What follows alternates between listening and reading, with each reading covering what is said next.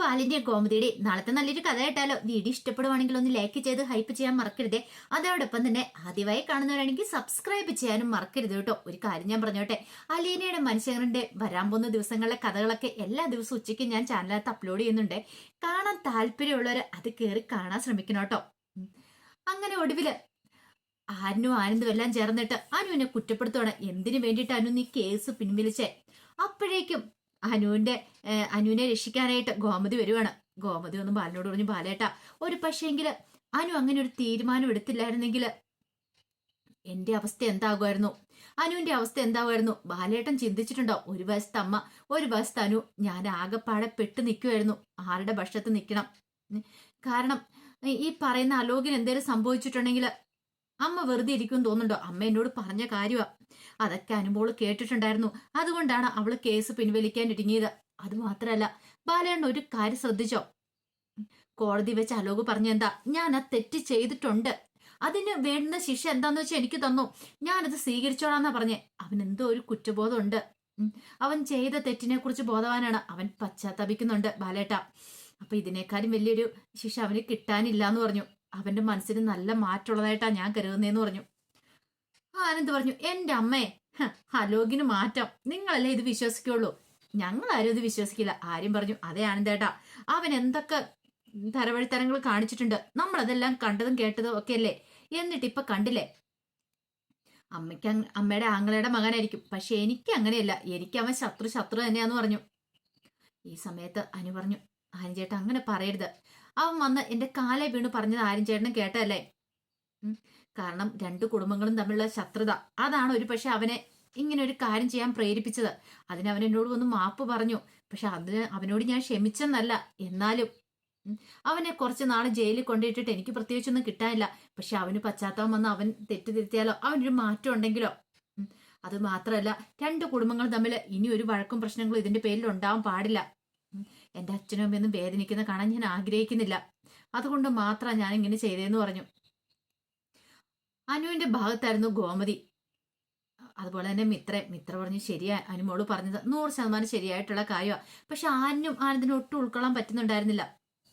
ഇതേ സമയത്ത് അലോക് വല്ലാത്തൊരു ബുദ്ധിമുട്ടിലായിരുന്നു. കാരണം അലോകിന്റെ മനസ്സ് നിറയും അനു നിറഞ്ഞു നിൽക്കുക. നേരത്തെ അലോക് അനുവിനെ സ്നേഹിച്ചത് വെറുതെ തമാശയ്ക്ക് ഒരു കപട സ്നേഹമായിരുന്നു. പക്ഷെ ഇപ്പോഴങ്ങനെയല്ല, ഒറിജിനലായിട്ട് അലോകിന്റെ മനസ്സിലേക്ക് വരാൻ തുടങ്ങി. കണ്ണടച്ചാൽ അനുവിന്റെ മുഖമാ. അവൾ കോടതി വെച്ച് പറഞ്ഞ കാര്യങ്ങളൊക്കെയാ. അവിടെ എത്ര പാവായിരുന്നു, ആത്മാർത്ഥമായിട്ട് തന്നെ സ്നേഹിച്ചിട്ട്. അതൊക്കെ ഓർത്ത് കഴിഞ്ഞപ്പോഴത്തേനും അലോകിന് വല്ലാത്തൊരു ബുദ്ധിമുട്ട്. ഇത്തിരി കഴിഞ്ഞപ്പോഴത്തേനും രാജശ്രീ അങ്ങോട്ട് ചെന്നു.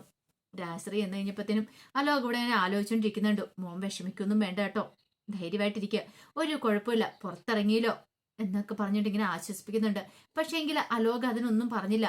എന്താണെങ്കിലും ഇതിനുള്ള മറുപടി ഞാൻ കൊടുക്കുന്നുണ്ട് അവർക്കിട്ട്, വെറുതെ ഞാൻ വിടാൻ പോകുന്നില്ല എന്നൊക്കെ പറഞ്ഞപ്പോ അലോക് പറഞ്ഞു, അമ്മേ ഇനി വഴക്കിനും പ്രശ്നത്തിനും ഒന്നും പോണ്ട, ഞാനാ തെറ്റുകാരൻ, ഞാൻ ഒരിക്കലും ചെയ്യാൻ പാടില്ലാത്ത കാര്യങ്ങളാ ചെയ്തേ. അനുശ്രീയെ ഞാൻ വേദനിപ്പിച്ചു, അതിനുള്ള ശിക്ഷ എനിക്ക് കിട്ടിയത്, അതിനാണ് ഞാൻ ജയിലിൽ പോയി കിടന്നേ. ഇനി ഇതിന്റെ പേരും പറഞ്ഞുകൊണ്ട് ആ കുടുംബമായിട്ട് വെറുതെ പ്രശ്നത്തിന് പോകണ്ട. ഇത്രയും നാളും അങ്ങോട്ടും ഇങ്ങോട്ടും വഴക്കടിച്ചു, അത് പോരേന്ന് ചോദിച്ചു. രാശ്രീ മൂക്കത്ത് വിരൽ വെച്ചു. ദൈവമേ, കുറച്ച് ദിവസം ജയിലിൽ പോയി കിടന്നു കഴിഞ്ഞപ്പോഴത്തേനും അലോക് മൊത്തത്തിലൊരു മാറ്റം അലോകിന് വിശ്വസിക്കാൻ പോലും പറ്റുന്നില്ല. പെട്ടെന്ന് രാശ്രീ ചോദിച്ചു, ഇതെന്താടാ ഇത്? രാശ്രീക്ക് ചിന്തിക്കാൻ പറ്റുന്നില്ല. രാശ്രീക്ക് എപ്പോഴും കൃഷ്ണമംഗലവും ദേവമംഗലവും തമ്മിൽ തല്ലു കൂടിക്കൊണ്ടിരിക്കണം, എങ്കിലോ ഒരു സമാധാനം ഉള്ളൂ. രാശ്രീ പറഞ്ഞു, ഇതേ നമ്മുടെ ശത്രുക്കൾ അവരെ ആ ഒരു ചിന്ത വേണമെന്നും പറഞ്ഞാണ് മുറിയിൽ നിന്ന് അങ്ങോട്ട് ഇറങ്ങിപ്പോകുന്നത്. പിന്നീട് ചെന്നിട്ട് രാശ്രീ ഈ കാര്യങ്ങളൊക്കെ അച്യുതനോട് പറയണ, അച്യുതേട്ടാ അവന് നല്ല മാറ്റമുണ്ട്, അവൻ പഴയ അലോകൊന്നും അല്ല കേട്ടോ. ജയിലിൽ പോയി കിടന്നപ്പോ അവൻ എന്താ സംഭവിച്ചെന്ന് പോലും അറിയത്തില്ല. എനിക്ക് തോന്നേ അനുശ്രീ എന്തോ കൈവശം കൊടുത്തിട്ടുണ്ടെന്ന് തോന്നേ. എടി അതാ ജയിലിൽ കിടന്നതിന്റെ ബുദ്ധിമുട്ടായിരിക്കും, സാരമില്ല, കുറച്ച് ദിവസം കഴിയുമ്പോൾ മാറിക്കോളൂ എന്ന് പറഞ്ഞു. ഇത് മാറുമെന്ന് എനിക്ക് തോന്നുന്നില്ല എന്ന് പറഞ്ഞു. അവന്റെ മനസ്സിൽ ആ അനുശ്രീ കയറി പറ്റുമോ എന്നൊരു സംശയമില്ലായികയില്ല. എടി എനിക്കാണെങ്കിൽ അതിനേക്കാളും വലിയ ടെൻഷനാ. അവൻ എന്തൊക്കെയാ കോടതി വളപ്പി കാണിച്ചു കൂട്ടിയെന്നറിയാവോ? ഇനി അത് നാട്ടുകാർ നാളെ എടുത്ത് വീഡിയോ ആക്കി ഇട്ട് കഴിഞ്ഞിട്ടുണ്ടെങ്കിൽ തല ഉയർത്ത് നടക്കാൻ പറ്റില്ല എന്ന് പറഞ്ഞു. പിന്നീട് രാജശ്രീ അച്യുതനോട് ഹാളിലേക്ക് വരുമ്പത്തിന് ഇന്ദിരാമ്മ ഉണ്ടായിരുന്നു അവിടെ. അപ്പൊ ഇന്ദിരാമ്മയോട് ഇത് പറഞ്ഞു കഴിഞ്ഞപ്പോ ഇന്ദിരാമ്മ പറഞ്ഞു, ഇപ്പോഴാ അവന് മാറ്റം ഉണ്ടായിരിക്കുന്നത്, ഇപ്പൊ അവന്റെ നല്ല സ്വഭാവമാ, നിങ്ങളായിട്ട് അത് മാറ്റാൻ ശ്രമിക്കരുത്, അവനൊരു മനുഷ്യനായിട്ട് കുറച്ചു കാലം ജീവിച്ചോട്ടെ, ഒരു പക്ഷേ അനു കുറച്ച് നാൾ അവന്റെ ഭാര്യയായിട്ട് ഇവിടെ കഴിഞ്ഞല്ലേ. ശരിക്കും അനുവാണ് ആ താലി എടുത്ത് കഴുത്തെ കെട്ടിയെങ്കിലും അലോകിന്റെ ഭാര്യയാന്ന് പറഞ്ഞോണ്ടല്ലേ അവള് നടന്നുകൊണ്ടിരുന്നേ. ഒരു പക്ഷെ അത് അവന്റെ മനസ്സിലുണ്ടായിരിക്കും. അങ്ങനെയാണെങ്കിൽ നമുക്കതും കൂടി യാഥാർത്ഥ്യമാക്കി കൂടെന്ന് ചോദിച്ചു. ആ സമയത്ത് ദേഷ്യത്തോടു കൂടിയിട്ട് അച്ഛനും ചോദിച്ചു, എന്താമ്മേ പറഞ്ഞേ? അല്ല, അനുവിന്റെ അലോകിന്റെ വിവാഹം നമുക്ക് ഒന്ന് ആലോചിച്ചുറപ്പിച്ചങ്ങ് നടത്തിക്കൂടാന്ന് ചോദിച്ചു. രമേ ഒരുമാതിരി വർത്താനം പറഞ്ഞോണ്ട് വന്നാണ്ടല്ല, അമ്മയൊന്നും നോക്കില്ല. അമ്മയ്ക്ക് എന്താമ്മേ തലയ്ക്ക് ഓളമുണ്ടോ? അലോകിന്റെ അനുസരണയുടെ വിവാഹം അവൾ എന്റെ മോനെ കാണിച്ചു കൂട്ടിയത് എന്താന്ന് എനിക്ക് നന്നായിട്ടറിയാം. അവൾ ഈ വീട്ടിലേക്ക് വന്നിട്ടുണ്ടെങ്കിലേ അവനെ ഭിത്തിയെ കയറ്റും. അമ്മയ്ക്ക് ഇതൊക്കെ അങ്ങോട്ട് പറഞ്ഞാൽ മതി. അമ്മ എന്നാ ഒന്നും അറിയത്തില്ലാത്തൊരു കുഞ്ഞു കൊച്ചിനെ പോലെയാണെന്നൊക്കെ ചോദിച്ചിട്ട് കുറെ ചീത്ത പറഞ്ഞിട്ട് അങ്ങോട്ട് പോയി. പക്ഷെ ഇന്ദിരാമ്മയ്ക്ക് സന്തോഷമായിരുന്നു. കാരണം അലോകിന് മാറ്റം ഉണ്ടായിട്ടുണ്ട്. അവന്റെ ആ പഴയ സ്വഭാവത്തിൽ നിന്ന് അവന് ഒന്ന് മാറിക്കിട്ടി. ഇത്രയും നാളും രാജശ്രീയും അച്യുതനും ഒക്കെ ഓരോന്നിങ്ങനെ പറഞ്ഞു കൊടുക്കുമ്പോൾ അതെല്ലാം കേട്ടിട്ട് താളത്തിനൊത്ത് തുള്ളിക്കൊണ്ടിരിക്കുമായിരുന്നു. എന്ത് കേട്ടാലും ഉടനെ തന്നെ ദേവമംഗലത്ത് പോയി വഴക്കുണ്ടാക്കാനിട്ടിരിക്കും. പക്ഷെ ഇപ്പൊ ആ സ്വഭാവമാണ് മാറി വരുന്നത്. അതൊരു നല്ല സിഗ്നലായിട്ടാ ഇന്ദിരാമ്മയ്ക്ക് തോന്നിയത്. ഈ സമയത്ത് അലോക് ചെന്ന് അനുശ്രീയുടെ കാലി പിടിക്കുന്ന കാലി വീണ് ആ കുറ്റവേറ്റ് പറയുന്ന രംഗങ്ങളൊക്കെ വീഡിയോ ആയിട്ട് പ്രചരിച്ചിട്ടുണ്ടായിരുന്നു. എല്ലാവരുടെ ഫോണിൽ കൂടെ വന്നു. അതെല്ലാം അച്യുതനും കണ്ടു. അച്യുതനൊക്കെ ആകെപ്പാടെ നാണക്കേടായി. അതുപോലെ തന്നെ ബാലിനും ഗോമതിയൊക്കെ ഇത് കണ്ടു. എല്ലാവരും ഫോണിനകത്ത് ഇതൊക്കെ കണ്ടു. ഈ വീഡിയോസ് എല്ലാം കണ്ടു കഴിഞ്ഞപ്പോഴത്തേനും ആരും പറഞ്ഞു, ഇതും അവന്റെ പുതിയ അടവായിട്ട് എനിക്ക് തോന്നേ. അപ്പോഴേക്കും അങ്ങോട്ടേക്ക് വന്നിട്ട് മിത്ര പറഞ്ഞു, അതെനിക്ക് അങ്ങനെ തോന്നില്ല ആര്യ. അതിനൊന്ന് ആലോചിച്ചു നോക്കിയേ, ആരെങ്കിലും ഇങ്ങനെ കാലി വീഴുവോ? കണ്ടില്ലേ, ചെറിയച്ഛൻ പോലും ദേഷ്യത്തോടെ വലിച്ചിടിച്ചോണ്ട് പോകുന്നേ. അപ്പൊ ചെറിയച്ഛനൊന്നും ഇതിനകത്ത് യാതൊരു പങ്കുമില്ല. അലോക് ശരിക്കും മാറി തന്നെയാ. ആ മാറ്റം എനിക്ക് മനസ്സിലാവുന്നുണ്ടെന്ന് പറഞ്ഞു. ഈ വീഡിയോയും കാര്യങ്ങളും ജീവന്റെ വീട്ടുകാരും കണ്ടു, ജീവനും കണ്ടു. ജീവൻ ആകെപ്പാടെ വല്ലാത്തൊരു കുറ്റബോധം. കാരണം മറ്റൊന്നുമല്ല, അനുശ്രീയെ തെറ്റിദ്ധരിച്ചെന്ന്. ശരിക്കും അനുശ്രീ പാവമായിരുന്നു, തങ്ങളുടെ ഭാഗത്തായിരുന്നു തെറ്റ്. പിന്നീട് ജീവൻ പോയി ജീവന്റെ അമ്മയുടെ കാര്യങ്ങൾ പറയണം. എന്നിട്ട് ഈ വീഡിയോയും കാണിച്ചു, നമ്മളായിരുന്നു ഒന്ന് തെറ്റ് ചെയ്ത്, ശരിക്കും സംഭവിച്ചു ഇങ്ങനെയൊക്കെ ആയിരുന്നെന്ന്. അതറിഞ്ഞു കഴിഞ്ഞപ്പോഴത്തേനും ജീവന്റെ അമ്മയ്ക്ക് ഒരു വിഷമം. എന്തൊക്കെയോ വന്ന് ഇവിടെ വന്ന് വിളിച്ചു പറഞ്ഞിട്ട് പോയതല്ലേ, അപ്പൊ അതൊരു ബുദ്ധിമുട്ടാ. ജീവന്റെ കല്യാണം ഒട്ട് കഴിഞ്ഞിട്ടുമില്ല. പിന്നീട് എന്ത് ചെയ്തു, അവര് ബാലന്റെ വീട്ടിലേക്ക് വരാൻ തീരുമാനിക്കുകയാണ്. മിത്ര മുറ്റത്തേക്ക് ഇറങ്ങി വരുന്ന സമയത്താണ് ഒരു കാറ് വന്ന് നിൽക്കുന്നുണ്ട്. ഇതാരാ പോലും പരിചയമില്ലാത്തൊരു കാറാ. ജീവൻ അതിനകത്ത് നിന്ന് ഇറങ്ങുന്നുണ്ട്. ഒരു നിമിഷം ഞെട്ടിപ്പോയി. എന്റെ ഭഗവാനെ, ഇവരെന്തിനാ പോലും ഇങ്ങോട്ടേക്ക് വന്നിരിക്കുന്നത്? ഇനി അടുത്ത പ്രശ്നമെല്ലാം പറഞ്ഞ് സോൾവ് ചെയ്ത് വിട്ടാണല്ലോ. അമ്മയെന്ന് വിളിച്ചോണ്ട് അകത്തേക്ക് അറി വിളിച്ചോണ്ട് ഒറ്റ ഓട്ടം വരുന്നു. എന്താ മോളെ, നീ എന്തിനാ ഈ പേടിച്ചോടി വരുന്നത്? എന്താ പറ്റി? അത് ആര്? അല്ല, ആ ജീവന്റെ വീട്ടുകാരും അവരെന്തിനാ? എനിക്കറിയില്ലമ്മേ. ഇതേ ബാലേട്ട എന്ന് പറഞ്ഞോണ്ട് ബാലിനെ പോയി വിളിക്കണേ. എന്താ ഗോമതി? അതേ ആ ജീവന്റെ അച്ഛനും അമ്മയൊക്കെ വരുന്നുണ്ടെന്ന്. അവരെന്തിനാ വരുന്നേ? എനിക്കറിയില്ല ബാലേട്ട. ഇന്നാളത്തെ പോലെ വല്ല പണവും ചോദിക്കാനാണോ? നഷ്ടപരിഹാരം എന്ന് പറഞ്ഞോണ്ട് 1 കോടി രൂപ ചോദിച്ചെന്ന് പറഞ്ഞാലേ ഇനി അതാണോന്ന് അറിയില്ലല്ലോ. അപ്പോഴേക്കും ആനന്ദും ഹാരനും എല്ലാരും കൂടെ ഹാളിലേക്ക് വന്നു. മീനാക്ഷി മിത്രയൊക്കെ എല്ലാരും ആകെപ്പാടെ പേടിച്ചു വയ്ക്കുകയാണ്. ആ സമയത്ത് സിറ്റ് ഔട്ടിലേക്ക് കയറിയവർ അപ്പോഴേക്കും ബാലിനിറങ്ങി ചെന്നിട്ട് പറഞ്ഞു, കയറി അകത്തേക്ക് ഇരിക്കാം, അതാണല്ലോ മര്യാദ. വീട്ടിലേക്ക് വരുന്ന ആരാണെങ്കിലും ശത്രുക്കളാണെങ്കിലും മിത്രങ്ങളാണെങ്കിലും അകത്തേക്ക് സ്വീകരിച്ച് ഇരുത്തണമല്ലോ എന്ന് കരുതിയിട്ടാണ് ബാലൻ അങ്ങനെ പറയണേ. അങ്ങനെ അവരകത്തേക്ക് വന്നു.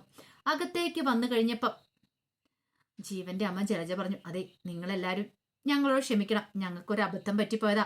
അന്ന് ഞാൻ അങ്ങനെ ഒന്നും ഇവിടെ വന്ന് പറയാൻ പാടില്ലായിരുന്നു. ഞാന് കഥകളൊന്നും അറിയാതെയാ നിങ്ങളുടെ മകളെ കുറ്റപ്പെടുത്തിയത്, നിങ്ങളുടെ മകളെക്കുറിച്ച് വേണ്ടാതേനും ഒക്കെ പറഞ്ഞത്. ഒരു പെൺകുട്ടിയെക്കുറിച്ച് ഇങ്ങനെയൊന്നും പറയാൻ പാടില്ലാത്തായിരുന്നു. പക്ഷേ എങ്കില് അങ്ങനെയൊക്കെ പറഞ്ഞു പോയി. ഒരു നിമിഷം അവരൊക്കെ അന്തം വിട്ടുപോയി. ഇതെന്താ ഇവരിങ്ങനെ വന്ന് പറയണേന്ന് ഓർത്തിട്ട്.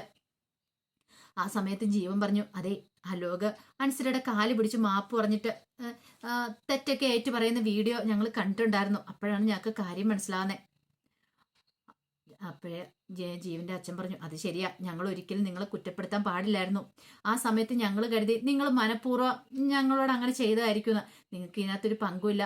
അത് മാത്രമല്ല, അനുശ്രീ നല്ല കുട്ടിയാന്നുള്ള കാര്യം ഞങ്ങൾക്ക് മനസ്സിലായെന്ന് പറഞ്ഞു. ഇതറിഞ്ഞു കഴിഞ്ഞപ്പം മുതല് ജീവൻ ഞങ്ങളെ അവിടെ ഇരുത്തി പൊറപ്പിച്ചിട്ടില്ല. ഇങ്ങോട്ടേക്ക് വരണമെന്നും പറഞ്ഞോണ്ട് അവന്റെ കല്യാണം ഇതിനായിട്ടും കഴിഞ്ഞിട്ടുമില്ല. അവന് അനുശ്രീയെ ഭയങ്കര ഇഷ്ടമായിരുന്നു താനും. ഈ സമയം ബാലൻ പറഞ്ഞു, അല്ല, ഞങ്ങൾ അന്നേ പറഞ്ഞില്ലേ ഞങ്ങളുടെ മോളൊരു തെറ്റും ചെയ്തിട്ടില്ലാന്ന്. പക്ഷെ എന്ത് ചെയ്യാനാ, അതൊക്കെ കഴിഞ്ഞു പോയി. അപ്പോഴേക്കും ജലജ പറഞ്ഞു, അത് സാരമില്ല, പോട്ടെ, നിങ്ങളോട് മാപ്പ് പറഞ്ഞില്ലേ ഞങ്ങൾക്കൊരു സമാധാനം ഉണ്ടാകത്തില്ലായിരുന്നു. ഈ സമയത്ത് അനു അങ്ങോട്ടേക്ക് ഇറങ്ങി വരുന്നേ.